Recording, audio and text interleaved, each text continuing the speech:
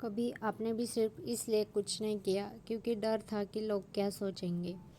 मुझसे कोई गलती हो गई तो, किसी से बात की और ऑकवर्ड लग गया तो, हर बात में लोग क्या सोचेंगे। मैं भी पहले हर छोटी चीज़ में ओवरथिंक करती थी। बोलने से पहले 10 बार सोचती थी और सच बताऊँ, उस डर ने मुझे बहुत बार रोका है।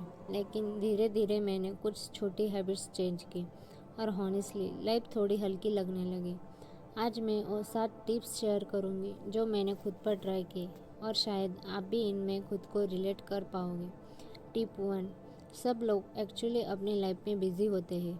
मुझे लगता था सब मुझे ही नोटिस कर रहे हैं, मैं क्या पहन रही हूँ, क्या बोल रही हूँ, कैसे चल रही हूँ।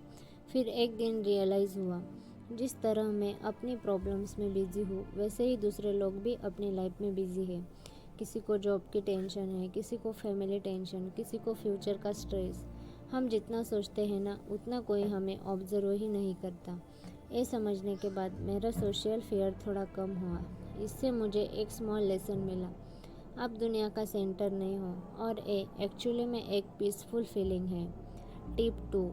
परफेक्ट बोलना ज़रूरी नहीं। पहले मुझे स्ट्रेंजर से बात करने में बहुत डर लगता था। मुझे लगता था कुछ गलत बोल दिया तो, ऑकवर्ड लग गई तो। फिर मैंने एक सिंपल रूल फॉलो किया, परफेक्ट बोलने से बेटर है रियल बोलना। आज भी कभी कभी वर्ड्स उल्टे हो जाते हैं, कभी कॉन्फिडेंस लो होता है, लेकिन फिर भी बोल देती हूँ क्योंकि कॉन्फिडेंस बोलने से आता है, सोचने से नहीं। टिप 3। कंपैरिजन कम किया। सोशल मीडिया ने एक प्रॉब्लम क्रिएट की है।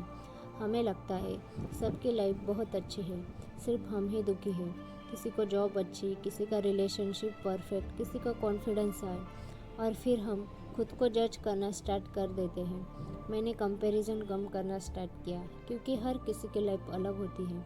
कोई 20 में सक्सेसफुल होता है, कोई 35 में खुद को समझता है, और दोनों ही नॉर्मल है।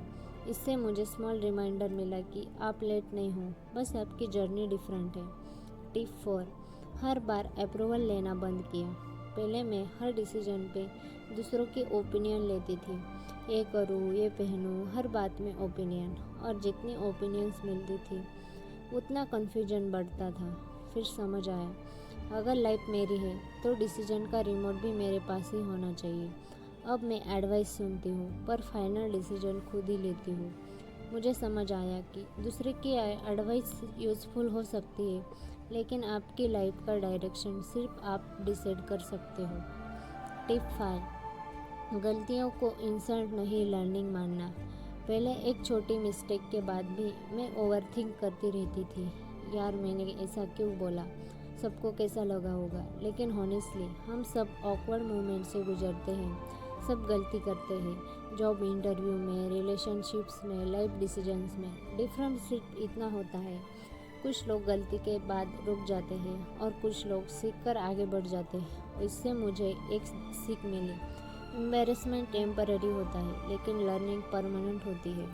टिप 6। खुद से नेगेटिव बात करना कम किया। कभी नोटिस किया, कभी कभी दुनिया से ज़्यादा हम खुद को जज करते हैं। मैं अच्छी नहीं लग रही हूँ, मुझसे नहीं होगा, लोग हंसेंगे। मैंने स्लोली अपने सेल्फ टॉक को चेंज किया।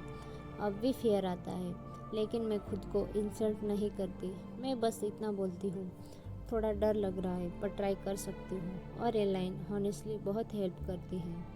टिप 7।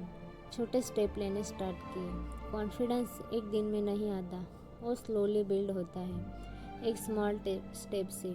मैं भी एकदम फेयरलेस नहीं बनी, बस मैंने डर के साथ चलना स्टार्ट किया और वही एक्चुअल चेंज था।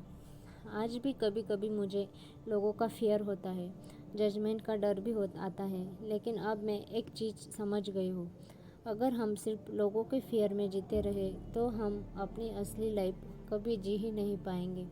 और सच में ज़्यादा लोग याद भी नहीं रखते कि आपने क्या पहना था, क्या बोला था, क्या गलती की थी।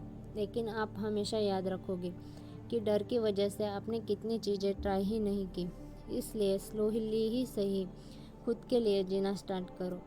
आपको भी कभी लोगों का डर फील हुआ है तो कमेंट्स में ज़रूर बताना। मिलते हैं अगले व्लॉग में।